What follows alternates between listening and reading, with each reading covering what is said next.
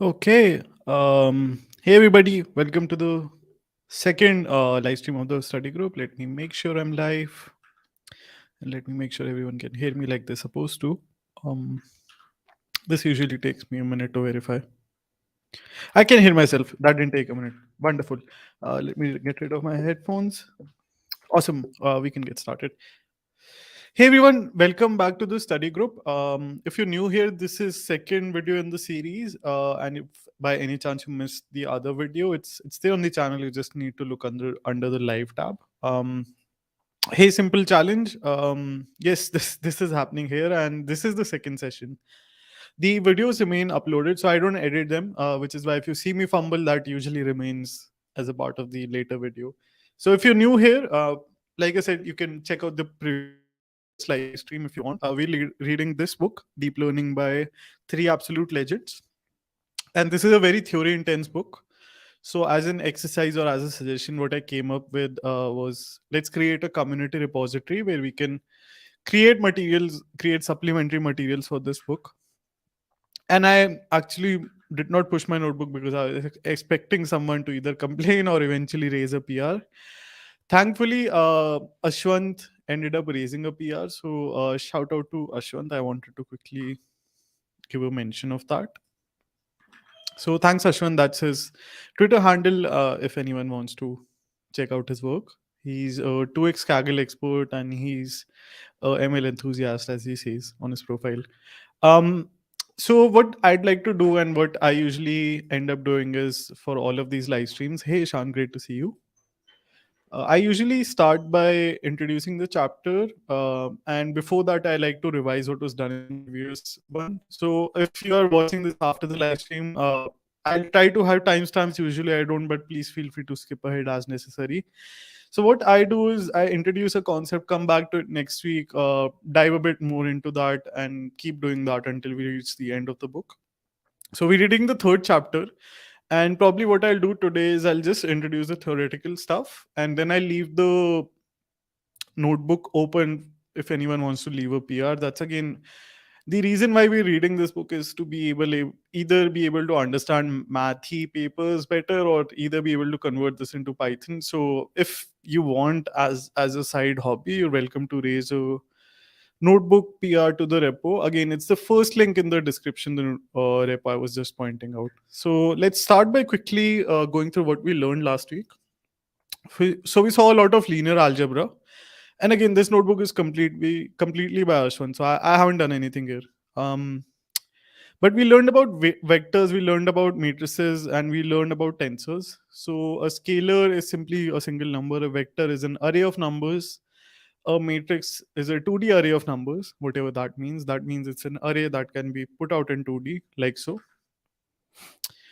First, we started out by printing these in Python, and then we figured out there's a better way to do that called NumPy. So we stored all of these in NumPy and printed out their shapes. So that helped us understand what their dimensions are, which is called rank, and what their shape is, which is the number of elements across each dimension. So we learned about a few conventions and ways of accessing different examples. So in math as well, you like so. So a I comma j is the ith and jth column. Sorry, ith row and jth column representative. So if we put in here 1 comma 3, and remember that Python is zero index. So this would mean the second row and the fourth number for here from here. So that would mean number 7 would be printed out. Second row, 1, 2, 3, 4, number 7. There you go. If you put a colon, that means you want the entirety of the thing.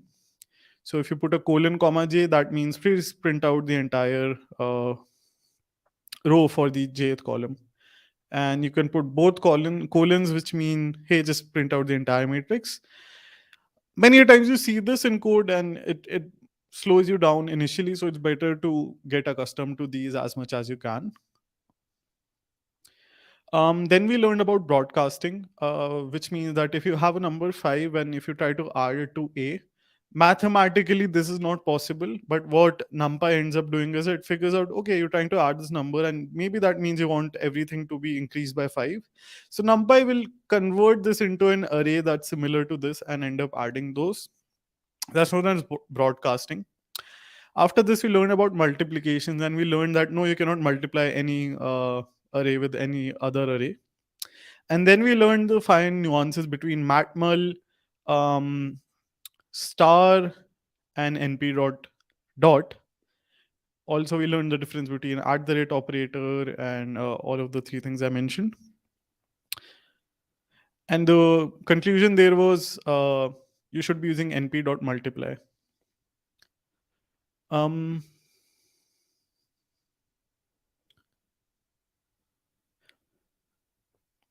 Then we learned about identity and inverse matrices. So identity matrix has every single entry as number one, and inverse, if you multiply an array with its own inverse, that means that you'll get the identity matrix. Nishchay says halftime over by. I'm not watching the World Cup. Um, it looks like 12 other people aren't at this time. Actually, more than that. Um, After that, we learned about linear dependence and span, which I'll skip. We also learned about norm. So there are different ways of computing this. The simple way of accessing that is calling np.linalg, which if you look up, it contains all of the linear algebra functions you could care about inside NumPy. We also learned about diagonal matrix, which means every other entry except the diagonal is 0. We learned about symmetric matrix, unit matrix, orthogonal, and orthonormal. We also learned about eigen decomposition, which basically can be thought of if you call this function called eigenvalues. It returns some values, which is a way of compressing a matrix into some values. And you can also calculate the vector. We went into a lot of the depth what this means mathematically, but I'm skipping that just because we're just quickly revising.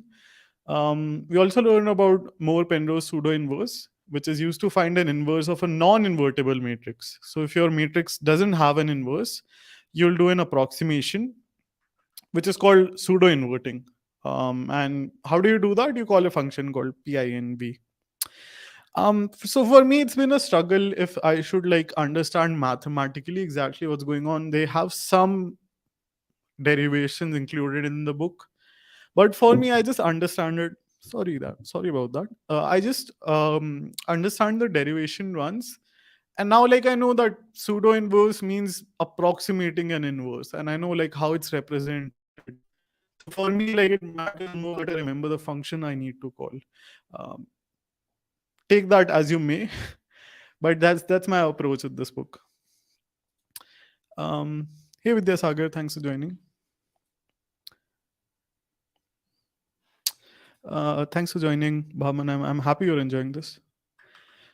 So I'm rushing through all of this, but trace operator is the sum of all elements in the diagonal of a square matrix, and trace of a matrix is equal to its transpose.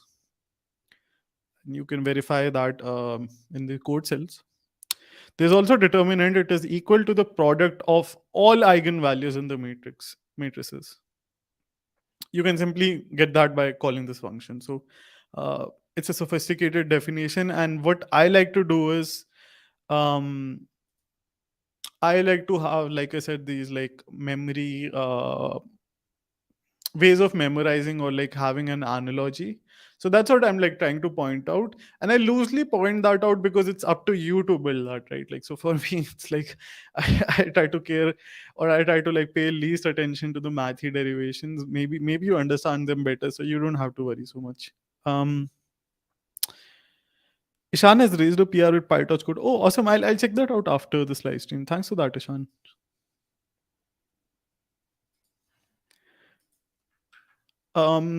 We also learned about PCA, which is a way of dimensionality reduction and basically decomposing a matrix into its individual components. and that is used in different applications, which I'm going to skip here. So this part was added by Ashwant, but you can read through the notebook. Again, the repo is the first link in the description.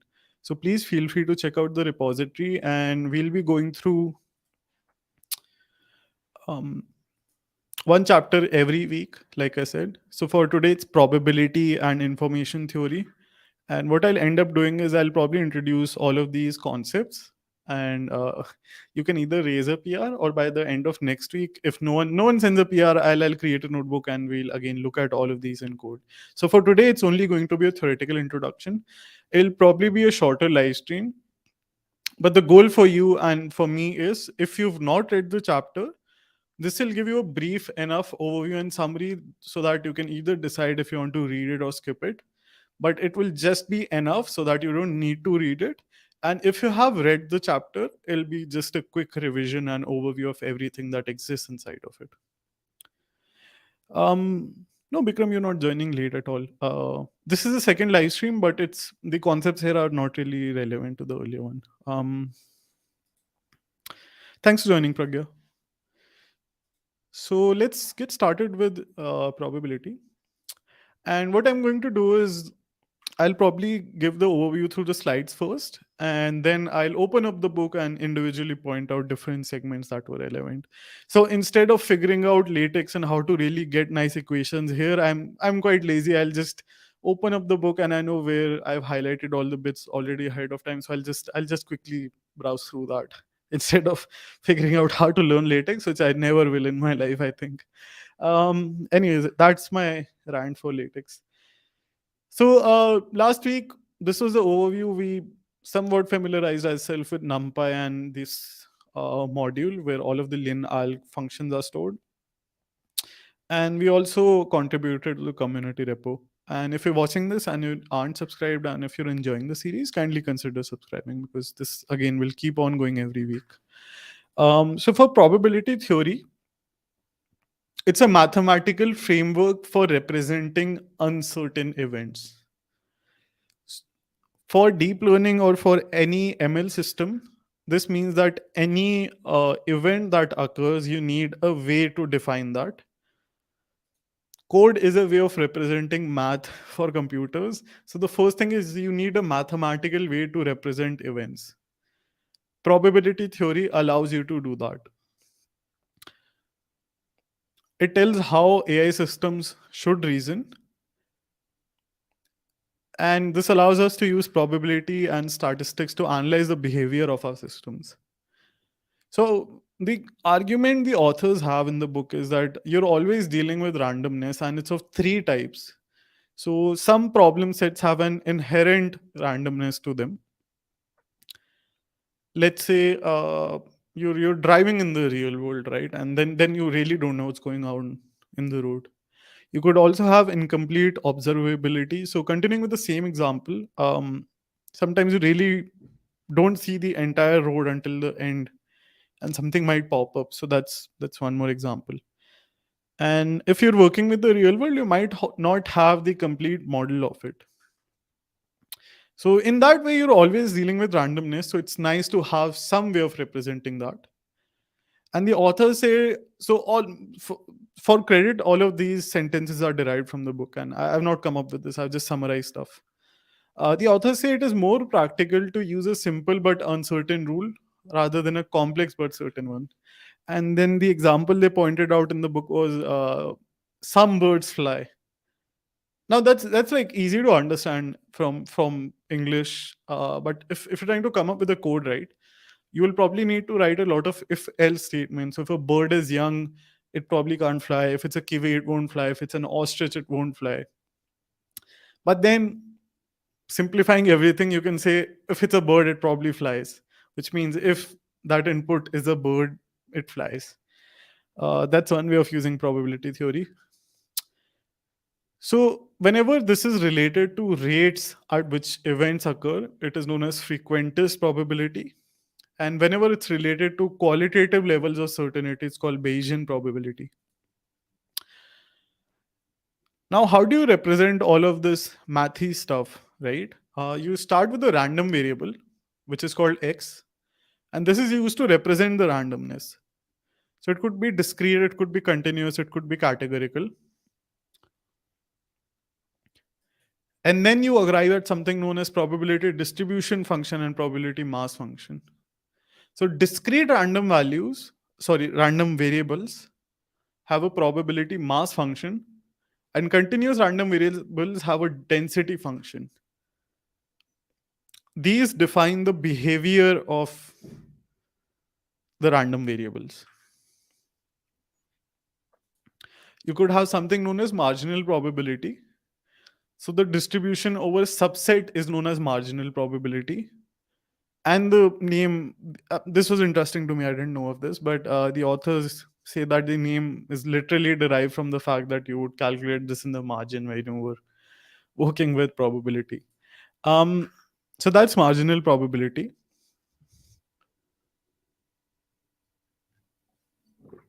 Funny that I just had chai, but it's called determining what an event could have as an after effect on something else. So how happy am I if I've had chai? Uh, Probably very happy. But it sets on the condition, my happiness is set on the condition that I've had chai, which I just took a sip of. So it's about finding out the probability of a certain event given something that's already happened. And we'll get to the mathematical functions as well, but I'm just introducing the concepts first. So it decides the probability of something happening, as I said, given that something has already happened. So the two events become codependent on each other, or there's a condition that exists between them. After this, expectation, variance, and covariance is introduced. So the expected outcome in life is usually average. That's one way of me remembering that. And literally, the expectation is average of all possible states of the random variable. It tells you what could be an expected output if you go about that event. So let's say if you're like tossing a coin, the expectation is either it's a heads or a tails, and that means it's 1/2, which means there's a 50% chance of either. So that's the expectation there. Variance measures how much values of a function for x vary with values. How much could be there a difference for these random variables? Low variance means that the values usually cluster near the expected or the expectation, which is the mean. Standard deviation is simply the square root of variance. And covariance tells us how linearly related are two values. I'm again, first of all, giving a very brief overview and then we'll go into depth. So after this, and very briefly, the authors introduce information theory. So they say that it's applied math that revolves around quantifying information in a signal. And the goal is to design optimal codes and calculating expected length of messages sampled from distributions. The three rules that determine this is that likely events should have low information, less likely events should have high information context, and independent events should have additive information. So what you're trying to do in the memory is you're trying to represent different functions and you're trying to compress them into a message. So if a car flies, that should be emphasized really high, right? So if a car is driving, that gets low weightage in this theory. And if a car is flying, that becomes a very important message because that is unlikely. So that's a very brief overview of all the concepts in the chapter. Now what I'll end up doing is I'll probably go through the chapter and I'll screen share and quickly summarize everything, all the mathematical definitions that are quite relevant. I don't see any questions. As a reminder, you're welcome to put the questions in the chat if you want. And also, you're welcome to join the H2AI community where you can start discussions around this. So if you're working on PRs, I would say this is a nice place to coordinate all that. Usually, I hesitate to point external links because it adds some friction. But for mathematical stuff, and especially for this stuff, I think this community is pretty well designed. So you can start a discussion wherever you want, and you're welcome to do whatever. So if you like, I would suggest that you start a discussion here. And if anything is unclear when you're watching the recording, you can start a discussion there. But since you're watching live, you can ask in the chat. That's the easiest. I've already mentioned all of that. So why probability machine learning always deals with non-deterministic quantities, and nearly all activities require some ability to understand the presence of uncertainty. It is difficult to think of any proposition that is absolutely true or guaranteed to occur. Sorry. So the authors talk about three possible sources, which I've already mentioned. And they say probability theory was originally developed to analyze the frequency of events. One thing to note, random variables are introduced as x. So x1 and x2 means two possible states it could have. Xi represents all of its states. On its own, a random variable is just a description of the states that are possible. It must be coupled with a probability distribution that specifies how likely each of these states are. So the distribution helps you understand the behavior of this random variable. These are represented as capital P of X or capital P of Y. And the authors point out that P of X is usually not the same as P of Y. So the probability mass function maps from a state of a random variable to the probability of that random variable taking a state.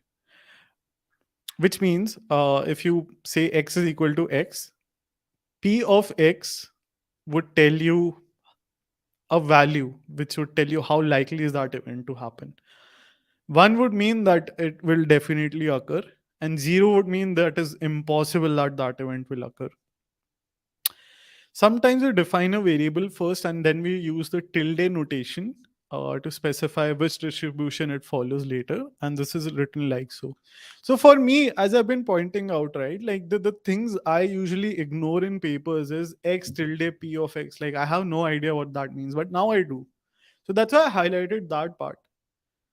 And those are the things for me to pay attention to. At the end of the day, I would like mentally, the analogy for me is there's a function p in Python which returns values for x. There's some deterministic way or some calculation that happens inside the function, so I would send it x, it will give me back a value, and that's a probability distribution function.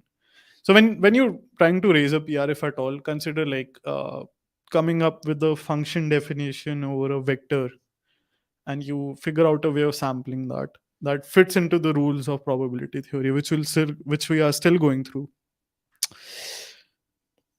So probability mass functions can act on many variables at the same time. Such a probability distribution is known as joint probability distribution.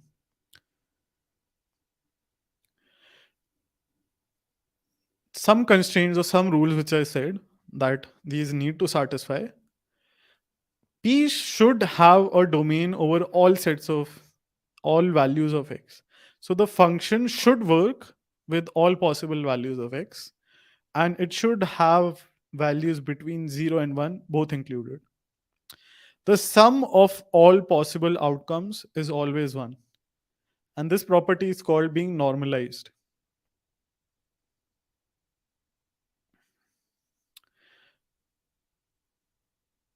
After this, they talk about we can place a uniform distribution on x and make each state equally likely by setting its function to 1 by k, where k are the possible states, k are the number of possible states.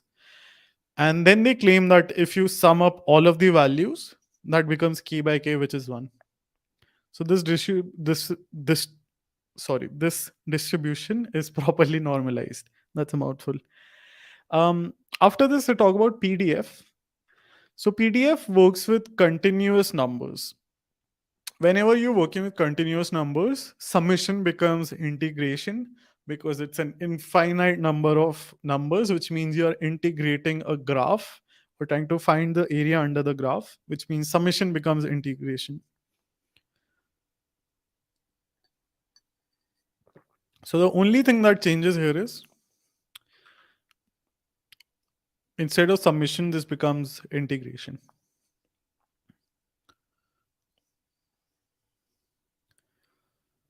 After this, they talk about marginal probability. And the cool fact that I pointed out earlier, it is natural to sum across a row and then write P of X in the margin of the paper to the row of the right.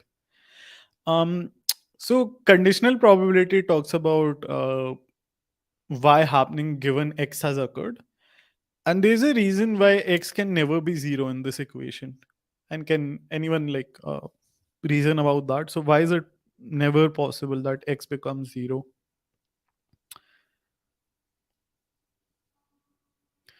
It's already shared in the screen, but I'll use the example. So for my example, it's never possible that I never had chai. So am I happy after having chai? And it's never possible that X will be zero because usually I've had that.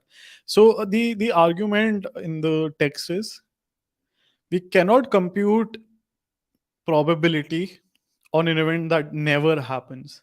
So if this is zero, which means that this event will never happen, you just cannot compute the conditional probability. So it's not because that this fraction becomes undefined when the denominator is zero. By definition, y occurs when x has happened. So x has to happen, which means x cannot be zero in this equation. Computing consequences of an action is called intervention query, and this is known as causal modeling, which is not covered in the book. After this, we talk about chain rule or product rule, and here is it. Here it is defined. So let's say you are trying to compute the probability of ABC, which means A occurring given that B and C have occurred. So you would define it like so, and you could define PBC like so, which allows us to define PABC by replacing this term here like so. So that is known as the chain rule. And one thing to remember, whenever you have pi, that usually means multiplication. So sigma means things are being summed over, pi means they are being multiplied together. So that is the chain rule. After this, they talk about independence and conditional independence. So two random variables x and y are conditionally independent given a variable z if the conditional probability factors for every value of c. And this can be represented like so. They are denoted with the following notation. So x perpendicular to y. I in my head this means perpendicular. So this thing means perpendicular. Usually in high school, two lines would be perpendicular when you write this between them. So if x and y are perpendicular, that means they are independent. And if you put a pipe and write z after it, it means that they're conditionally independent given z. I learned about the notation after this. So I've already spoken about what is expectation, variance, and covariance. Expectation is represented like so. And see, so this is very basic stuff for you all to read. But like for me, it's important to point out because I at least struggled with understanding this notation, right? And the problem is no one in papers will ever tell you that this means expectation or over a probability distribution where we're taking a random variable x. It would just be this like symbol mentioned in running among 50 other ones. So like I would just zone out. But now we know that this means it's an expectation for a probability function for a given random variable x, and that can be simply represented as this function, which is the summation. For continuous variables, it would just become an integral. They also tell you that sometimes it can be written like so, with x in the subscript. It simply becomes e of f of x, and sometimes it simply becomes e dot, which averages all of the values of random variables inside the brackets. Likewise, when there is no ambiguity, you could also omit the square brackets. Baman, I didn't get your question. Which are you referring to? Which bit? There's a usual delay when I say something and by the time I read your comment.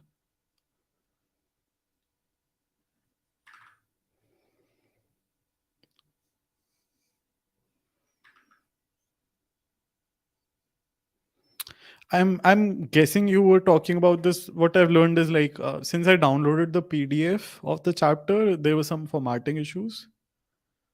So is that what you were asking? I assume that was, so I'll continue and I'll come back. We learned about this linear rule. So expectations are linear. So if you're trying to calculate e of x over these two functions, you can break them out like so. And this only happens when alpha and beta are not dependent on x.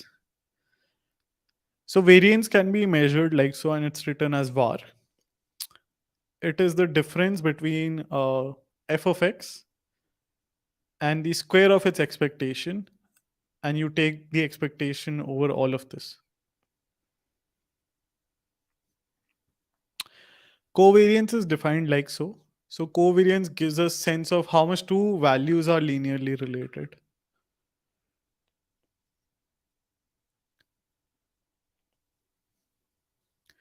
And it took me a second, but these are being multiplied inside of the square brackets.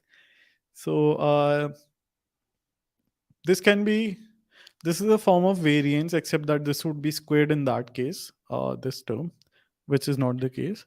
But then you multiply this particular term with the same term for y, and then calculate expectation over all of this. So high absolute values mean that values change very much, and both are far from their respective means.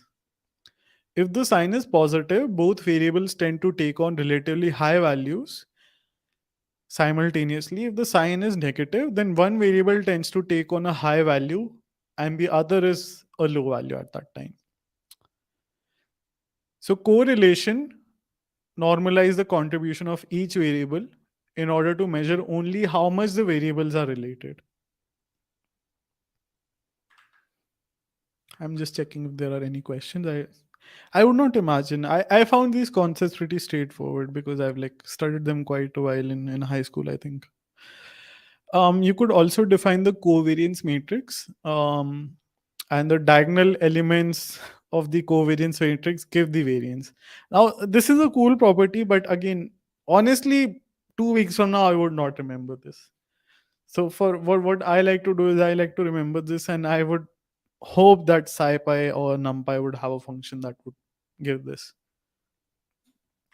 After this, the author talk about some probability distributions. And from here, I'll share my screen again to Safari and point a few things out. I found Safari. So the thing to remember is all of these exist inside scipy.starts. So you could have Bernoulli, which uh, gives a Bernoulli discrete random variable. You could have norm, which gives a normal continuous variable from a normal distribution. And you would have something for Gaussian distribution as well. So scipy.starts is the place you want to go to or discover all these functions from. Bauman says this is a great resource to learn the foundation of research notation. I agree. Yeah. So for me, it's been that and a nice refresher. I don't know if you're talking about the book or if you're sending a link, but for me, that's been the goal for all of the study group. Because like when I see, and the problem is like, this is supposed to be an idealistic way of representing everything, but papers usually like half things are very well baked. So they would write, for example, we were just reading about expectation and the formal way of writing it versus like the compact way. So some places inside the paper, let's assume that expectation is somehow involved. um I think I scrolled past it. Did I? Yes, I did. So like in some places it would be written in this way, right? Or let me use some other color, like this. But then like the other things would be written with their compact way of representing. um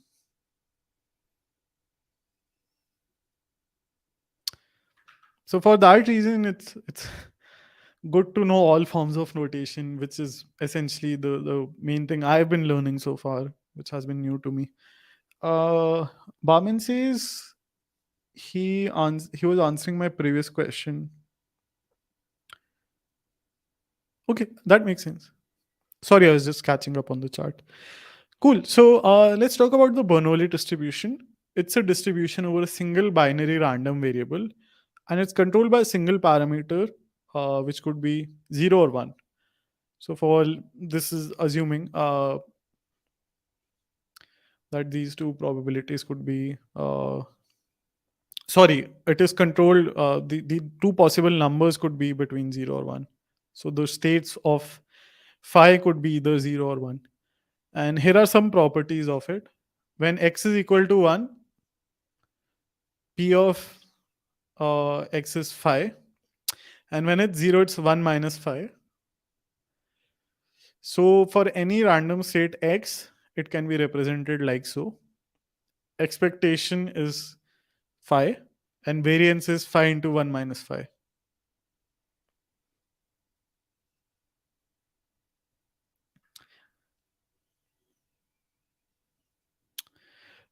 There's a really good question, so I'll try to attend to that. How PMF and PDF are related to algorithms like linear regression? Where do we use these concepts? I think these mainly pop up in. I want to be careful when I say that, but I know many of these concepts from this chapter pop up in a lot of advanced concepts like variable autoencoders, VAEs basically. That's where information theory is also relevant, I think. But whenever you're also trying to do some analysis, right, that's one way to reverse engineer the distribution of a data set. So many a times I seen Kaggle kernels that someone would try to figure out a way if it follows a certain distribution, and then you can assume these properties. So literally I was just talking about these properties, which allows me to elaborate this concept. But you might come at a conclusion that okay, this is a Bernoulli distribution, which means I can work with these properties and do some feature engineering. So in a way it's like helpful to perform analysis on your data set, but then also when you're working with reinforcement learning, I think like when you're trying to figure out how can the agent work with the environment, this is also helpful in determining the states of the agent. So in reinforcement learning, you have a agent that works with an environment and it could perform some actions. So probability can be used to define a lot of those things instead of just if else rules. If anyone else wants to add to that, please feel free to. But so for me, it's even not that. For me, it's also about like having a refresher about all of these concepts. And then like I have been struggling with math in research papers all the time. So for me, it's like also helpful to now know that what E of X means or what capital E means probably in a paper.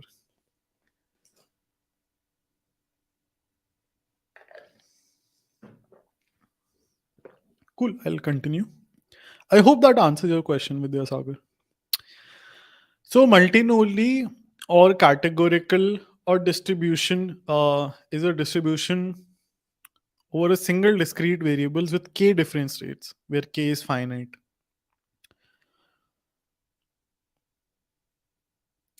And in the subtext, multinodal distribution is a special case of multinomial distribution, which happens when the distribution is over this vector, representing how many times each of k categories is visited when n samples are drawn.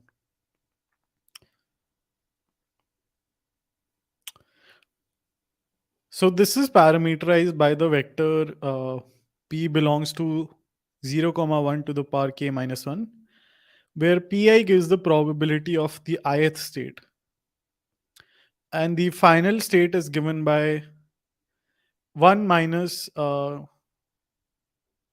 transpose p. I got confused while reading this as well, so I don't know. Maybe if Ishan is still here, maybe Ishan knows the answer. But I did not know what they're referring to by 1 to the power t here. Maybe I'll try to find this by next week. But I looked up a bit and I did not know what this refers to. So if anyone could add here, but again, I'll come back to this next week. But they say this is another constraint you must satisfy, which is 1 to the power t multiplied by p must be less than equal to 1. Multinodal distributions are often used to refer. Ishan says it's a vector of ones. Yeah, that's what I thought as well. But I'll confirm by next week. Josh says it is a vector of ones. Okay, I'll trust you in that case. So it is a vector of one which you transpose. So that means it's a column vector being multiplied by p. Okay, that makes sense. And all of the values must be less than equal to 1. Is that what they're referring to? I would imagine. I guess so.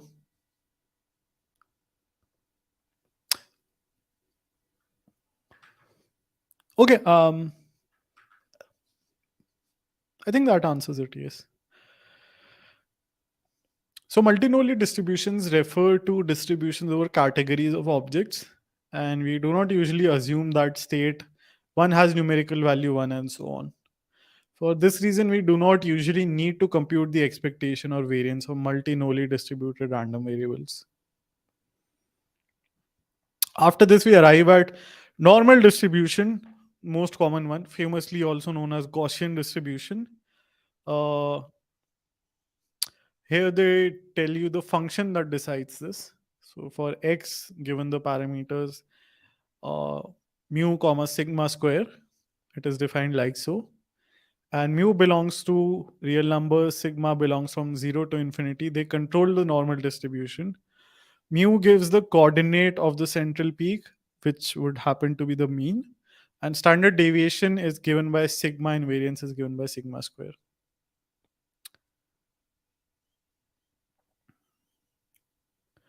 They say a more efficient way of parameterizing the distribution is to use parameter beta to control the precision or inverse variance of the distribution.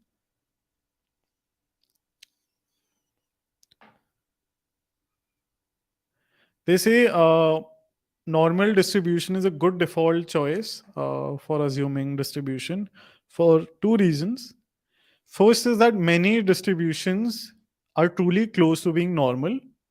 And central limit theorem shows that the sum of many independent RVs is approximately normally distributed. The second reason for why this is a good assumption that you can assume everything is normally distributed is out of all possible probability distributions with the same variance, the normal distribution encodes the maximum amount of uncertainty over the real numbers. So for that reason, it's a good assumption to work with. And this would give you the nature of this. So in this case, mu is 0 and sigma is 1. So the peak is at 0 and the inflection points are at -1 plus 1. This is a normal distribution. I see a comment by Matthew, which I'll read. 1 minus 1 transpose p, his understanding is that boldface p is also a vector. The kth probability is 1 minus the sum of all previous probabilities. Okay, thanks for that, Matthew. Josh says 1 transpose p star p will help us to get the sum of all probability states. we can find the probability of final state by just 1 minus the sum, since probabilities add up to 1. Okay, now it all makes sense. Thanks for that, guys. This was helpful. I chose not to write a notebook, but if I had gone ahead with that, this definition makes it really easy. Even if I was using NumPy or even just Python lists. But thanks for that. So if you end up sending a PR to the repo, uh, now you know what you need to do for this section. So we talked about normal distribution, and I'll skip over how this can be defined. They also spoke about precision matrix, which I'll skip here. I didn't find it necessary to cover.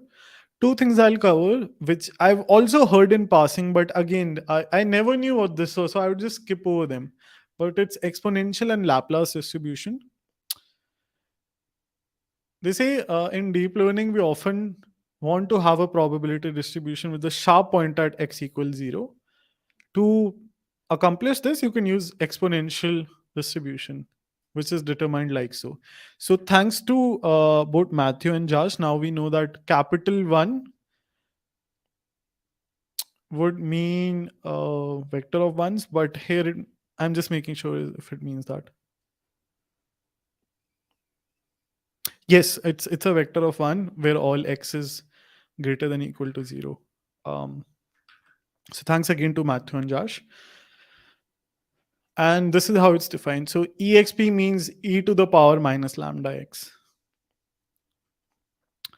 A closely related probability distribution that allows us to place a sharp peak of probability mass at mu is Laplace distribution, whose distribution is defined like so.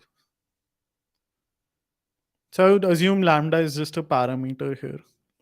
I'm sorry if anyone is new to these notations. You get a hang over time, but these are Greek notations. So this is mu, this is lambda. And I'll keep pointing these out as I go through them. But over time, I've just like memorized them. So I don't speak Greek, but I speak Greek words. This is delta, by the way. So direct distribution and empiric distribution. If you wish to specify all mass in a probability distribution around a single point, this can be accomplished by the Dirac delta function, which is defined like so. And it is defined such that it is zero valued everywhere except 0, yet it integrates to 1. So it is not an ordinary function that associates each value x with a real valued output. Instead, it is a different kind of mathematical object called a generalized function that is defined in terms of its properties when integrated.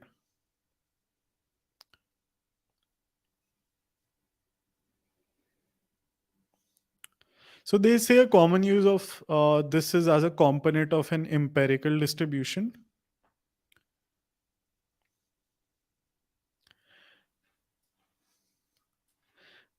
Which puts probability mass 1 by m on each of the m points at which x exists like so, forming a given data set or collection of samples.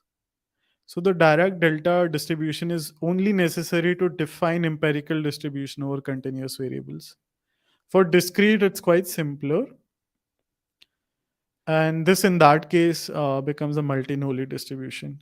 Because if you remember, multinode was an example where these could have k possible states. And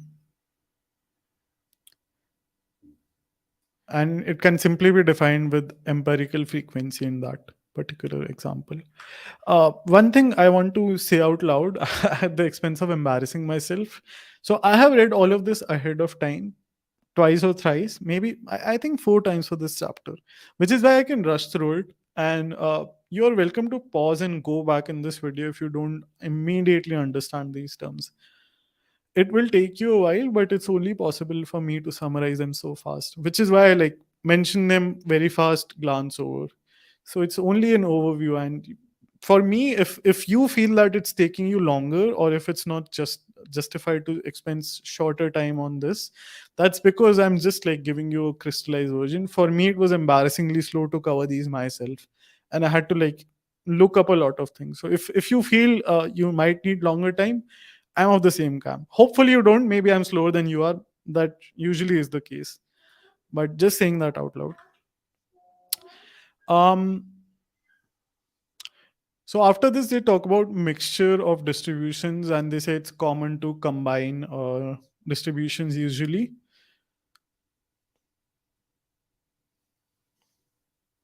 They talk about latent variable, and a latent variable is a random variable that you cannot observe directly. The component identity variable C of the mixture model provides an example. So latent variables may be related to X through the joint distribution. We had learned about joint distribution, and they are defined by this. So the distribution PC over latent variable is the distribution over latent variable, and Px given C relates to latent variables to the visible variables determining the shape of P of X. Gaussian mixture model is a common type of mixture model in which the components are Gaussians. Another parameter here is prior probability, which is defined like so. You could also have posterior probability, and a Gaussian mixture model is a universal approximator of densities. After this, they spoke about Vidyasagar feels I'm going too fast. I apologize if it feels like that. But again, I said it might feel like that. For me, it was embarrassingly slow at the rate at which I understood these things. So you're welcome to ask me as many questions as you want. This is for all of you. Um, but I would just say that pause the video, go back, listen to what I said a while or a few times, or just read the text if you would want. So if you don't immediately understand the definition, I would say just read through the particular paragraph, and I'm sure that'll make it clear after like one or two, three screens. But you're welcome to ask me as many clarifications as you want, and I'll make sure it's clear to all of you. So they talk about some properties, but for me, it was just cool to know how sigmoid is defined, or a refresher of that. So it's defined with sigma of x, and that's 1 divided by 1 plus e to the power minus x. And then they show you the curves of all of these and a few cool things. I also learned that the soft plus function is defined like so. So I don't know what this symbol is called. If anyone knows, maybe Josh or Matthew or Ishan can help me, but I don't know what this is known as. But it's defined as log of 1 plus e to the power x. Then they remind you with the graph over the behavior of both of these and why these exist in the particular fashion. So if Vidyasagar, I'm sure you know that these are relevant to neural networks directly, but in any way I found that any concept that's introduced in this book is definitely relevant to what happens later in part 2 or 3 of the book. So I'm also making sure that I'm covering the important bits. um they talk about some properties which they say are important to memorize. I read these a few times and I forgot them the next day. So I don't think I have good memory. And I'm not sure if these might be relevant anywhere. Um, so I'm going to suggest it's up to you. For me, I could not memorize them. Um, they say about the smooth part of the positive part of the function and the negative part of the function. I'll leave this for you to read. After this, they introduce Bayes rule. They say often you need to find p of y given x, and you also need to know p x given y.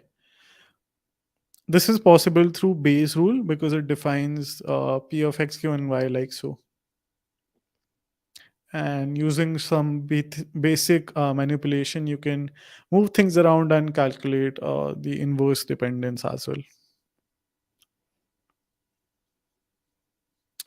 Um, they also spoke a lot about the technical details of continuous variables. I think I had a straight read of this, but apart from that, I did not find anything worth pointing out. I finally learned about what Jacobian matrix means, and that is derived through this particular derivation that they have mentioned in running here. But from here, I finally learned that how the instances of Jacobian matrix exist. So if you'd like to know that, I would read this for you to read. There's not anything for me here worth summarizing. But if you've ever come across Jacobian matrix while reading a paper or capital J, that means Jacobian matrix, and that is defined like so. After this, they talk about information theory. So I'll only mention the things I did not cover earlier. Thankfully, Anurag got me covered. So he says, "How did you type that symbol in the chat? What keyboard are you using? Did you copy paste? This is Zeta. Thanks for that, Anurag. Now I know what to pronounce that. Thanks for that. So they say I spoke about information theory and how you should be representing info. So to satisfy these properties, they say we define self-information where I of x is minus log p of x. And here it means the natural log.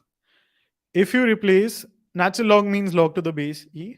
If you replace that with log to the base 2, um, the unit changes. So for the base e, the unit is known as nats. And for base 2, the units become bits or Shannons. Self-information deals only with a single outcome, and they quantify the amount of uncertainty in an entire probability distribution using Shannon entropy, which can be defined like so. For x, it's h of x, where the value is defined by the negative expected value of x for log of the distribution of x. And this is also represented as capital HP.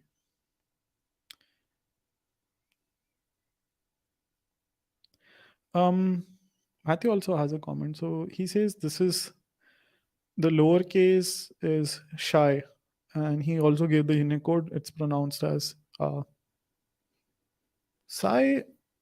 I call it shy. I might be wrong. Thanks for that. I know there's at the initial bit of the book. Oh, sorry. There's a clarification by Matthew. It is zeta. Sorry for adding to the confusion, everyone. Anurag is right. This function is zeta, not anything else. So please ignore what I just said a second ago. Yeah, even I wasn't sure, but I trust I trust Matthew knowing more than I do. Maybe we also managed to confuse him. Sorry about that, Matthew. Um, so we talked about Shannon entropy, and it can also be denoted as h of p. The Shannon entropy of a distribution is the expected amount of information in an event drawn from the distribution. Distributions that are nearly deterministic, where outcome is nearly certain, have low entropy. Distributions that are close to uniform have high entropy. And when x is continuous, this is known as differential entropy. There's a very scary. So I was flipping through the pages and I saw this and I thought like this chapter is going to be tough. Basically, KL or Kullback-Leibler divergence helps you understand how different are two distributions. So all this that is happening now, we know what E of x means. I did not know when I was flipping through the pages. But this function helps you understand how different are these two distributions. So it's determined like so, where you take the expectation of log of P of x divided by Q of x and by So this is a property of logarithms, but if something is being divided, you can basically represent it as a difference. And if it's being multiplied inside the log, it becomes the sum. So after this, they talk about some properties and how it can be represented. A quantity that is closely related to KL is cross entropy, which is mentioned like so. Um, it is similar to KL divergence, but lacks the term on left. And the value is set like so.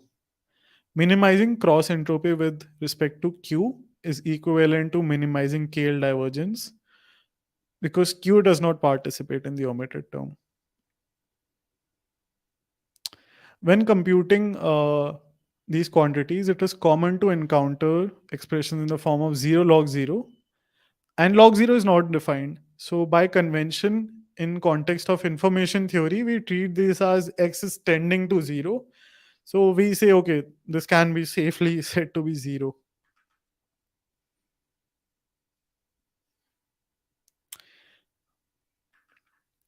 I was just catching up on the chart, but Ishan also clarifies that it's zeta.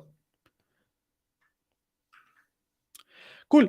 So after this, we learn about structured probabilistic models, and the easiest way for me to understand that, and this was the KL divergence graphs that I had mentioned. I read through these; these were straightforward for me, and basically they say it's not the same to invert DKL with DLK, and they talked about the distribution and how these graphs follow certain behaviors. But talking about structured probability, the way for me was to like understand through this graph, and they talk about a lot of things in the text. So I'll scroll back to that. But the function can be defined like so. So as you can see, B depends on A, C depends on A and B, D only depends on B, and E depends on C. So this function becomes the following. I'm looking at the highlighted part. But P of A multiplied by P of B given A, because B depends on A. Then C is determined by A comma B, and D is determined by B, and E is determined by C. So in the text above, they spoke about suppose you have functions that influence each other, you can represent them like so. And these factorizations allow you to reduce the number of parameters because each factor has an exponential behavior towards the number of variables in the factor. When you represent the factorization of a probability distribution with a graph, it's called a structured probabilistic model or a graphical model. So what we looked at was a directed model where the edges are directed,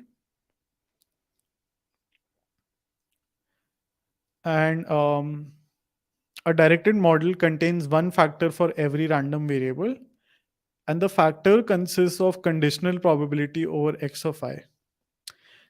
This is denoted by does anyone know what this G is called? So I don't want to mess this up. In the meantime, Josh has a comment. I'm sorry if I'm mispronouncing a name, by the way.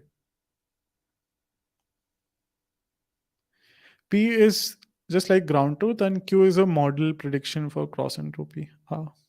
Thanks for that comment. So I'll call this. I'll not pronounce this because I don't know what it's called. But this is how the distribution would be defined in this case. So multiplication of all of these. Undirected models use graph with undirected edges, and they represent factorizations into a set of functions. These are not probability distributions of any kind, and any set of nodes that are connected to each other in G is called a clique. Each clique in an undirected model is associated with a factor phi of I with C of I. These factors are just functions, not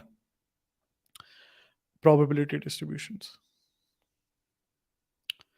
Um, so they talk about how the probability function can be defined in this case as well.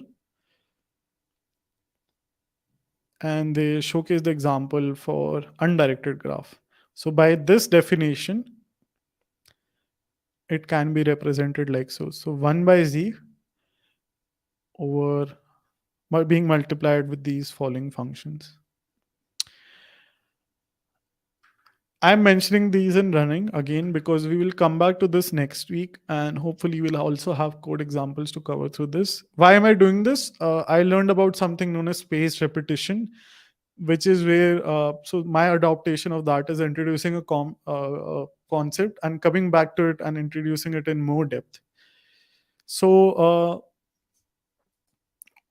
some suggestions for homework. And by the way, we've arrived at the end of what I wanted to cover. So some suggestions that I have for homework are explore scipy.stats and create Python functions to plot distributions and plot probabilities or functions for probabilities. Play with adding and mixing variables from different distributions. Consider sending a PR to the study group repo. My vision for the repo is eventually, since the book is so theory dense, maybe we as a group can create a repository that's like the Pythonic alternate of it. So we just have a few, or maybe like 10 notebooks that would give like a practitioner summary for the entire book. And we'd also make sure that we have definitions of how to call zeta or what does zeta mean. So I'm suggesting that if you all want like more working knowledge, you can send PRs to that. And consider subscribing to be notified of the next meetup. For the next one, we'll cover all of the concepts I just spoke about in Python. And apart from that, for the next one, I have an ambitious goal to cover 2 chapters. And that's because the fifth one is ML basics. So I think I can cover that pretty fast. So we'll try to cover 4 and 5 and also chapter 3 in Python. And from here on out, I think we'll probably usually do 2 chapters together for a bit. And for us as a group, I assume we'll at least read until chapter 12 or 11. And then we can decide if we want to cover these. But I'm not sure if I'll cover part 3, but the meetup will end around in 4 or 5 weeks. For the next one, we'll read 4 or 5. So again, thanks for joining. I don't see any questions, so I'll try to wrap up here. I'll see you all next Saturday at the same time. I'm also doing a live stream tomorrow at this time for Kaggle. So I try to summarize top solutions there. You're welcome to join that. Again, all of these are openly accessible. If you have any feedback, leave a comment. Join the community, introduce yourself there. Consider doing the homework or not. That's totally up to you. I'll see you all in the next live stream. Thank you for joining.